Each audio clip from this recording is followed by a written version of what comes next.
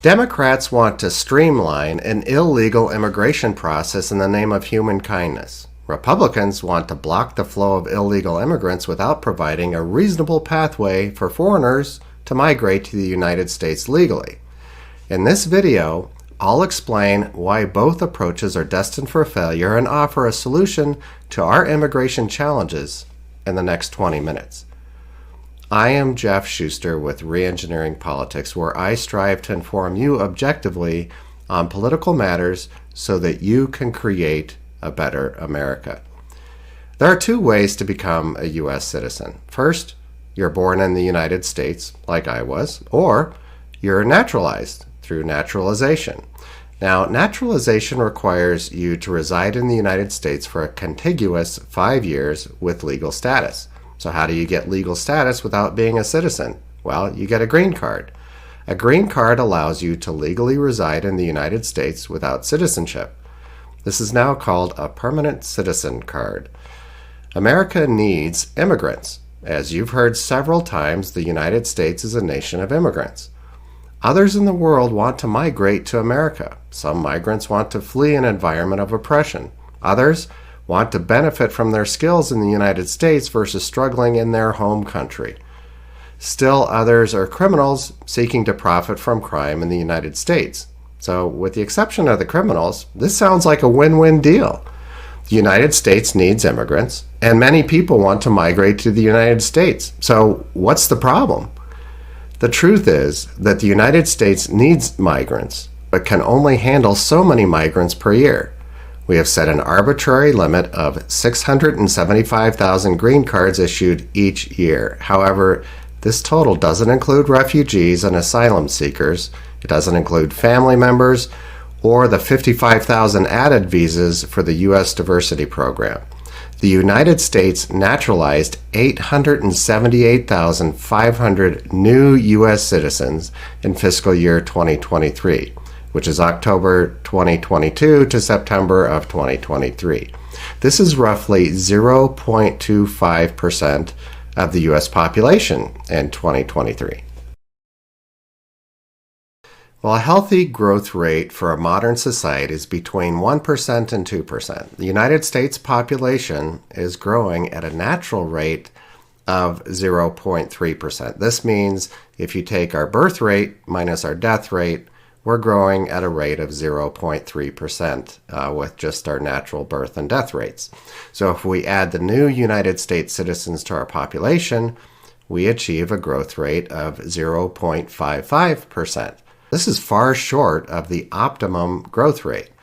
If we remain at a natural rate of 0.3%, the United States needs to grow an additional 0.7% with immigration just to achieve the low range of the healthy growth rate. So I must add a few caveats to this growth. First, the new immigrants must be younger, 18 to 40 years old. And second, the new immigrants must not burden social service systems.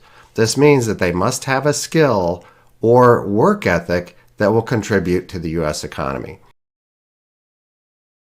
If you've watched the news, you've seen images of people climbing fences, braving the swift-flowing Rio Grande River, and cutting their way through razor wire to cross into the United States. These folks are referred to as illegals by those on the right, and they're referred to as asylum seekers to those on the left. Regardless of the nomenclature, these folks are entering the United States illegally. They do not have a visa or green card, and they're hoping to somehow become U.S. citizens through an amnesty program, an asylum claim, or simply residing in a sanctuary city without ever facing U.S. authorities. After digging for a week, I learned that finding the exact statistics on the number of illegal crossings is challenging.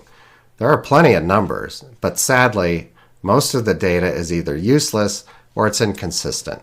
The numbers that made the most sense come from an article by factcheck.org. It states that from February of 2021 to October of 2023, 8.1 million people crossed into the United States illegally. There were 1.6 million estimated gotaways, 5.8 million border crossers who were apprehended, and 718,000 entrants who came through the ports of entry. This totals 8.1 million. This article claims that 2.5 million were released into the United States to await asylum claims. It also says that 3.7 million were expelled, returned, or removed. Now, the federal government uses these terms as follows. First of all, expelled means immediately rejected entry, often through the provisions of Title 42, which allows immediate rejection due to pandemic concerns.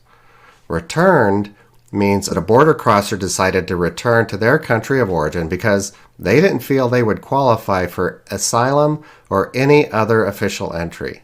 Removed means that the migrant was forcibly removed and probably prevented from future reentry. We often call this deportation. Got away means someone who crossed the border illegally and was never apprehended by Border Patrol. These folks were never apprehended, so the quantity of gotaways is estimated and it's not precisely known. So if you do the math, 1.9 million illegal entrants are not accounted for. This is because the border encounters double and triple count migrants who have tried to enter multiple times. Therefore, I am assuming that this unaccounted for 1.9 million are repeat crossers. The number of border encounters experienced by Donald Trump's administration was double the amount experienced by Barack Obama's administration. And the number of encounters at the southern border experienced by Joe Biden's administration is 3 times the amount experienced by Donald Trump's administration. So it must be noted that each administration had the exact same immigration laws, but they chose to execute them differently. The United States needs to increase the number of incoming migrants to approach a level at least on par with an optimum growth rate. These new migrants must be young, working-class people who will quickly assimilate to the American way of life.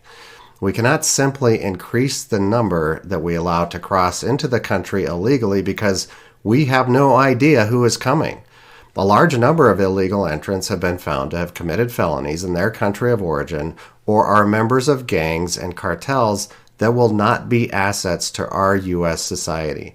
We need more legal migrants who fit a specific profile. This will not happen if random people are allowed to enter through a porous border.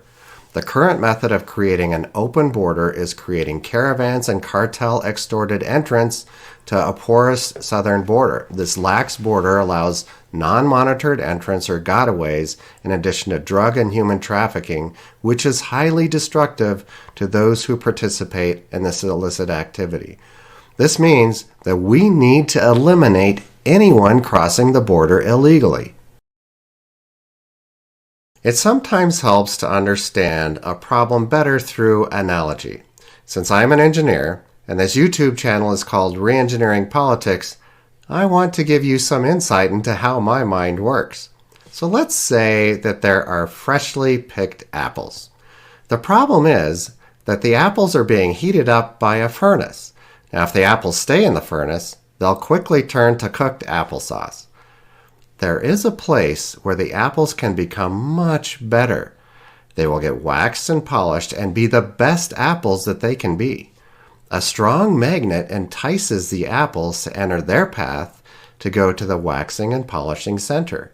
Many apples decide to take this path, and after the apples pass the magnet, they're immediately subject to a beating machine. Now, the apples bear the beating machine because they know that the waxing and polishing process is somewhere on the other side. Unfortunately, a few of the apples, they just don't make it. They get beaten so badly they turn to applesauce. The apples that do make it through the beating machine are bruised. And after the beating machine, the apples experience a type of strainer. The strainer is intended to only allow good apples through, but it seems to be broken. It seems broken because the strainer's handling 100 apples a day instead of its intended 10 apples per day. Both good and bad apples make it through the strainer. The bad apples seem to avoid the next step, which is the sorting machine. The sorting machine is odd. It takes the slightly bruised apples and it puts them into a holding area. The apples that are not very bruised or bruised too much are put back on the conveyor belt and they're returned to the furnace. The apples that pass the sorting are kept in a holding area awaiting the waxing and polishing machine. Now, after ripening in the holding area and being bruised and battered, a few apples do make it to the waxing and polishing machine. Other apples are put on the return conveyor belt and they're returned to the furnace. There is a path a few of the apples know about. There isn't as much of a pull to this path, and since it's unknown, few apples follow this path. Now, it is believed by the apples that only select apples can follow this path. They think this because of the pre-sorting machine that's there on that narrow path, and it's very restrictive. So few make an effort to even follow that path. For those who do follow this path, these apples avoid the beating machine and the strainer, and they go directly to the waxing and polishing area. As I'm sure you've guessed, the apples are people. Now, people are a much more precious cargo than apples. The big pump is United States marketing that our border is open. Hopeful migrants see the images on TV with caravans of people making the trek to the border and passing through open holes and border fences. Cartels provide a solid magnet to entice impoverished migrants to spend their life savings to follow this illegal migration path. Now, once committed, these hopeful migrants get beaten, bruised, and battered through harsh desert, sexual abuse, and whatever else cartel members believe will serve their interests. NGOs, or non-government organizations, they try to help migrants along this path to reduce their hardship. Sadly, their help only entices more to follow this illicit path. The strainer is our border. Our border is ineffective and uncontrolled. This allows undesirable people to enter the country because of the high flow rate. With this high flow, Border Patrol can't monitor or process all entrants effectively. Many illegal entrants are returned to their country of origin on return flights, and those who don't get returned must be sorted to decide whether they can stay. And while they wait, they remain in a holding pattern with no work visas or ability to do anything but live off the generosity of sanctuary cities. The path that is obscured is the legal migration path. The United States has restricted this path so much that it is complicated for migrants to choose the proper path to enter the United States. This problem is not new. The United States has had a broken immigration system for as long as I can remember, and recent attempts to fix it have not worked well. In 1986 was the Immigration Reform and Control Act that was signed into law by Ronald Reagan. First of all, it made it illegal for employers to hire illegal aliens knowingly. It was designed to break up the immigration and naturalization into three agencies. First of all, there was the U.S. Citizenship and Immigration, or the USCIS, the U.S. Immigration and Customs Enforcement, or ICE, and the U.S. Customs and Border Protection, or CBP. Not that a lot of bureaucracy is going to help the problem, but that's what they thought at the time. So it was also going to create new temporary work visas for agricultural and non-agricultural workers. They gave legal status for current residents living without legal status, otherwise known as amnesty, and this was amnesty for about 2.7 million people. Then there was the Illegal Immigration Reform and Immigrant Responsibility Act of 1996 that was signed into law by Bill Clinton. This was supposed to increase border security resources by reinforcing the wall in Southern California right near San Diego. It increased Border Patrol officers and immigration administrators. It added civil penalties for illegal border crossings. It prohibited legal re-entry for unlawful entrants. And it expedited removal and deportation of unauthorized residents. And there was restrictions on the asylum application process. For example, asylum applications had to be submitted in an adjacent country instead of caravanning to the southern border of the United States. And we all know how well that's working.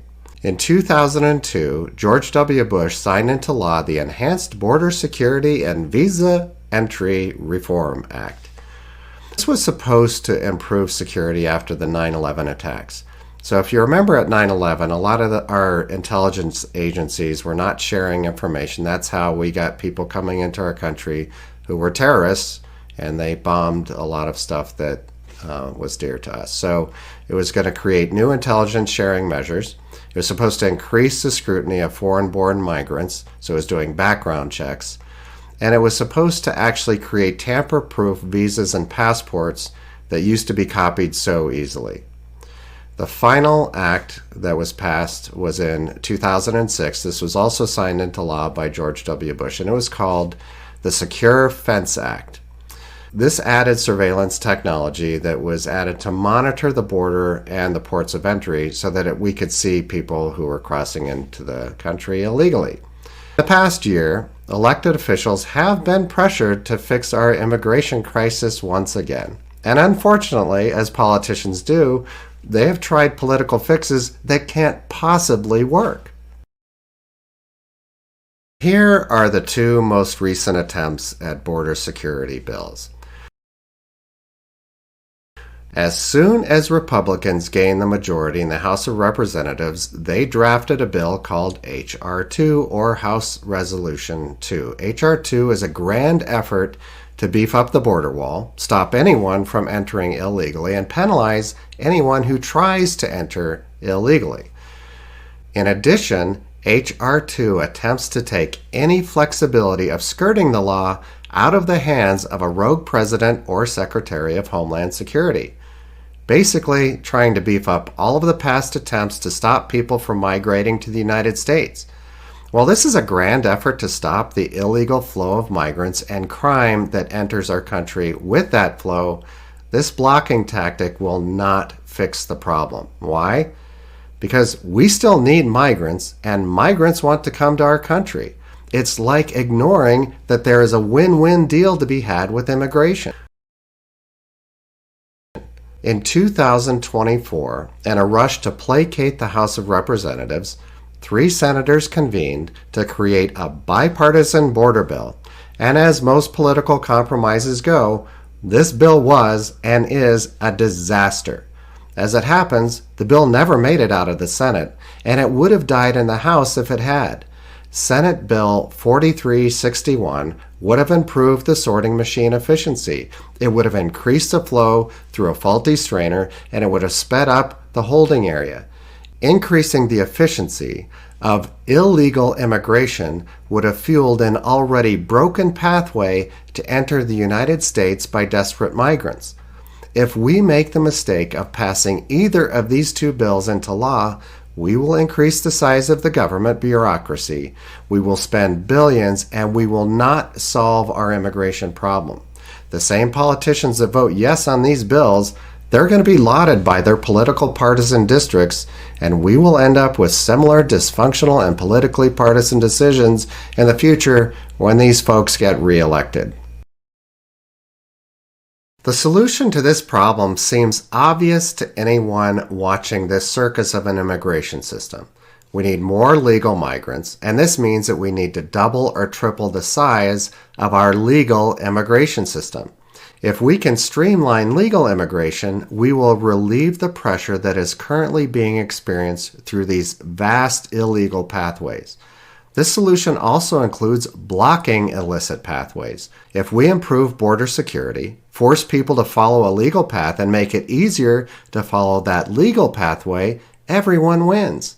Drug cartels are the only losers in streamlining the legal path and blocking the illegal path. The migrants win because they can experience a migration path where they don't get beaten, battered, and bruised.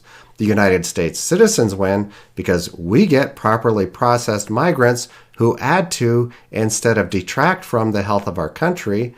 Plus, we save tax dollars that would have gone to dealing with crime and added border security resources to administer a failed illegal migration pathway.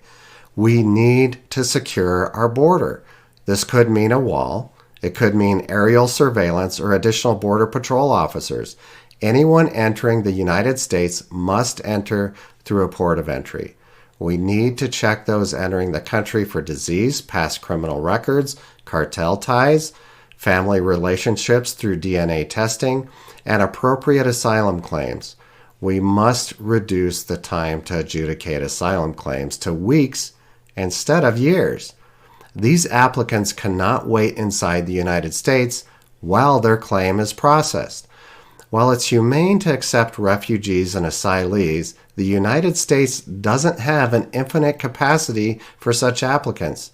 There must be a quota set for refugees and asylum seekers who do not fit the profile of desirable migrants. The key to implementing this right solution is to force our lawmakers to drop their demagoguery. In fact, we need to drop our demagoguery. Liberals accuse conservatives of being racist and not wanting immigration at all because they don't like brown-skinned people. Conservatives accuse liberals of packing our country with liberal voters so that they can win elections. These idiotic attacks must stop if we want to solve our immigration problem. We need a secure border that prevents and deters illegal entrance. We need a streamlined legal migration process that gives migrants their dignity and United States citizens the security that they deserve. And NGOs who give humanitarian aid to migrants following the illegal path can shift their efforts to help migrants integrate into American culture and to climb the American economic ladder of opportunity with the rest of us. Lawmakers need to spend time and effort to implement this right solution. And I recommend trashing most of H.R. 2 and Senate Bill 4361. They're losers. Donald Trump is promising to deport roughly 11 to 20 million people who are in this country illegally. And by illegal, I am guessing he means people who entered illegally and have been given some visa to remain in the country. I get it. We don't want to promote this illegal pathway. However, it is nearly impossible to locate all illegal aliens. In fact, even if you did locate them, you would locate the good ones and not the bad ones. These people have somehow survived this illegal pathway, beaten and bruised. So go ahead and deport the bad apples, but keep the good ones. We need them. That said, I also don't think that we can reward illegal entry. While we can accept a pathway to citizenship for the children of unlawful entrants, we need to establish a legal but non-citizenship status for illegal entrants. On the right, there's a fear that many migrants will take jobs from incumbent American citizens. The left claims that the incoming migrants will take jobs that Americans won't do. Both of these opinions come from not understanding how an economy works and why working people are so important to that economy. Let's take the left's claim first. Migrants will take jobs that Americans won't do. Well, this statement comes from a stereotype that migrants are poor, hardworking, and desperate to do dirty jobs for low pay. This stereotype is not entirely accurate. Yes, migrants are willing to do jobs that incumbent Americans don't want. However, not all migrants are poor and willing to enter the American workforce on the bottom rung of the ladder. Now let's address the right sphere. We can't afford the mass influx of cheap labor that will displace incumbent American workers. This is a scarcity mindset that isn't true. Skilled workers will do one of two things. They will either increase the earning capability of the companies that they work for in the United States, or they will start businesses of their own employing American workers. The only way a migrant diminishes the U.S. economy is if they are supported by welfare, free health care, government-subsidized housing, or other social services. This is why previous immigration laws required an employer's sponsorship to obtain any form of legal status. Sanctuary cities have established policies to ignore the immigration status of any of their local citizens. They won't hold criminals. Even when unauthorized immigrants commit crimes, these sanctuary regions will not notify the federal authorities. They won't hold the criminals to be deported by those same federal authorities. These cities believe that if unauthorized immigrants fear the law, they will turn to a life of crime because they will need to stay under the legal radar. So I empathize with these cities, but we cannot have laws passed by Congress that are thwarted by individual cities and states. Sanctuary cities also happen to be fueling the illegal pathway, putting more pressure on border security efforts, and we cannot allow this to continue. We need to stop the silly and damaging rhetoric about immigration. We need to increase the size of our legal immigration pathway. We need to enforce asylum application requirements that we started in the Clinton administration. And we need to block the illegal path to cross our border. This is the simple solution that many Americans have been shouting to their representatives. Maybe they'll listen. So thank you for visiting Reengineering Politics, and I plan to continue posting videos on a variety of political topics, so please stay tuned. And if you'd prefer not to wait for my videos, read my book, Engineering Unity, A Path to Resolving Political Polarization in the United States. I've left a link to the Amazon listing in the description below. I have also left a link to my blog post summarizing Senate Bill 4361 and why it is not going to fix our immigration problem. And I would love it if you would like this video and subscribe to my Reengineering Politics YouTube channel. Thanks for watching, and I hope you return.